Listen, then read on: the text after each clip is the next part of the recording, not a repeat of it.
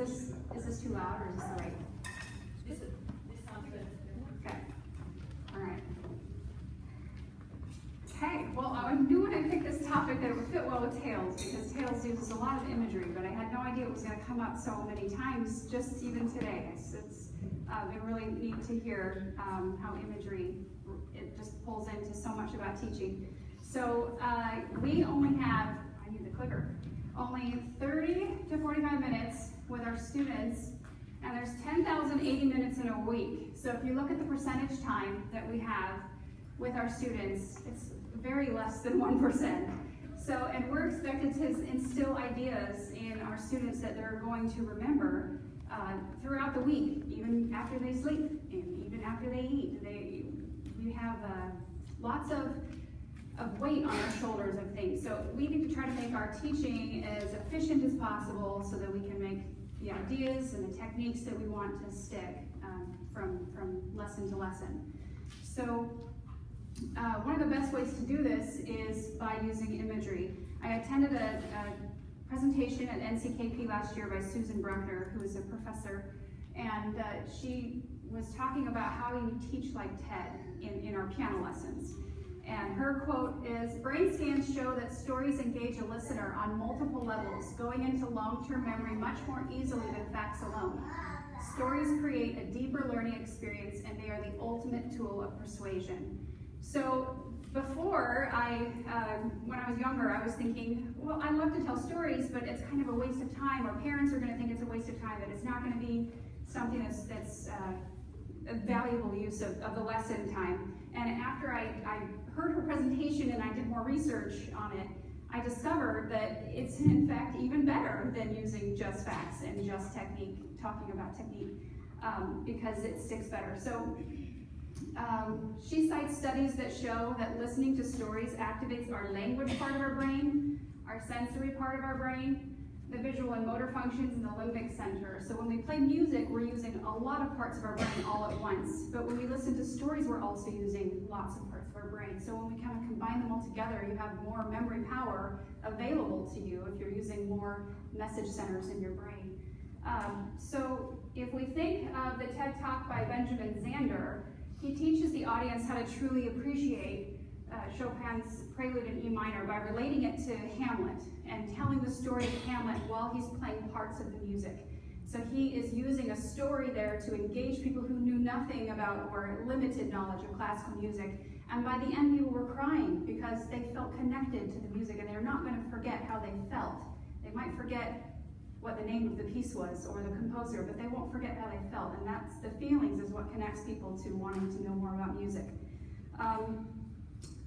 So great writers and thinkers have taught many of their greatest lessons with stories. We learn a lot from Greek myths, Shakespeare's plays, Jesus' parables.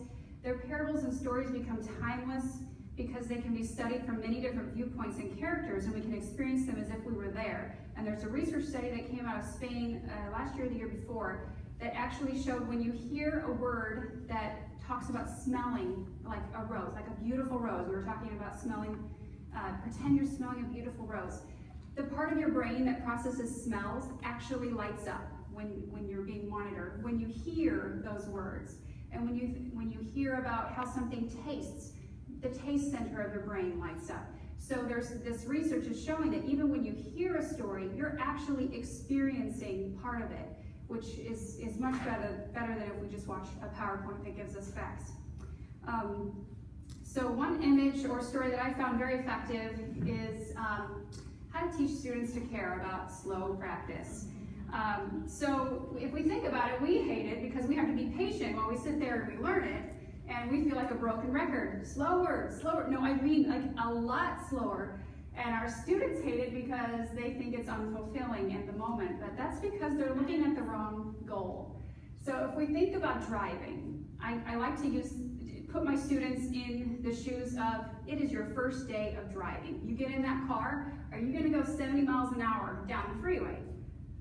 No. What's gonna happen? Well, I die. I would crash the car. Do you wanna die? No, I don't. So how are you gonna why can your mom go 70 miles an hour on the freeway and you can't?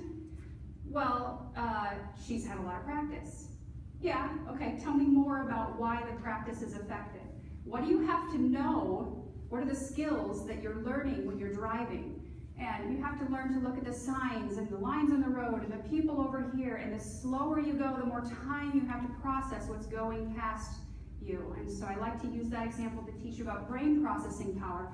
And suddenly I've had several students feel like they give themselves permission to stop and practice slow because they feel like it's okay that I'm practicing slow because I'm not ready to go 50 miles an hour. I'm going to go 10, and then I'm going to go 20, and then I'm going to go 30. So that's a wonderful option. So then this quote from Plato, no compulsory learning can remain in the soul. In teaching children, train them by a kind of game, and you'll be able to see more clearly the natural bent of each. So this is a student of mine. Instead of having a game board I got off the internet, which I was going to use with her, she created her own. I just said, you know, I don't have a color printer today. Here's a piece of paper, let's make a game board. She was so excited. She used this for weeks, and she took her Lego friend character and moved from piece to piece because she made it. She felt it had a story to tell. Let's see, I told that part.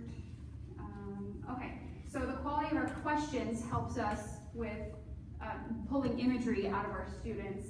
I have these little Zoom characters that if they're having struggles with talking about how they feel, if they touch something and talk about feelings from the Inside Out movie from Disney, it really draws them out. Then organizational theorists Tom Malone and Mark Lepper have identified several ways of intrinsic motivation. Intrinsic motivation is so crucial for getting them to want to care about the techniques that we talk about in our lesson. So there's lots of ways if you study this stuff about how to identify with and use those motivation cues. Novelty, if we don't have novelty in our teaching and in our imagery, you know, one time we get an image that works and the next it's gone, or it stops working, like we have to have new images. Tell the student, give me a topic and I'll relate it back to piano in X steps or less and see if you can have a game out of it, or have the student find a topic like about science or physics or whatever, food that you like, and see if you can find a way that it relates to piano technique. So instilling imagery that inspires, if we take stories more seriously, they're a valid use of our teaching time. We choose relatable, relevant imagery to each student. Ask them, you know, like Irina says, pick an image that works for that student.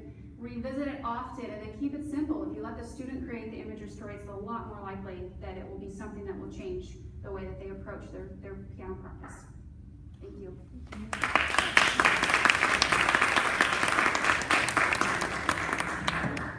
So we have 2 minutes for questions. Will you be able to send this to us because we were not able to make I know. Sure, I would be happy to do that. If you send it to me, I will did. forward it. You Oh, got that's it. right. Yep. Okay, I will send it to you. Any other questions besides the technical questions? What's the biggest thing that comes to mind that, you know, incorporating this in your studio, what's one example that comes to mind that, wow, I tried this and this happened? Okay.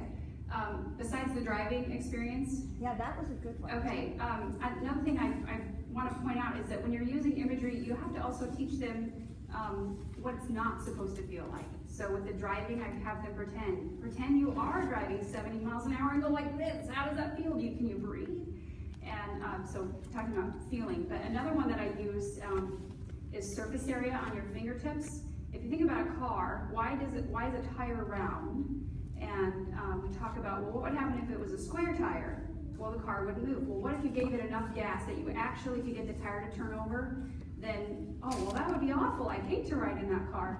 And so we use physics and science, and I just pull this stuff because I read books, or I meet somebody who's a doctor and I ask them a question or whatever. And so if you teach them that the smallest amount of fingertip space on the keyboard is most efficient, because it can be like a tire that rotates, because if you're like this, you have more of your finger that's touching and you have like a square tire, is how I explain it to my kids. Does that make sense? That's one example of how and then they're like, oh yeah, no square tires. And it clicks because they can picture that in 2 words.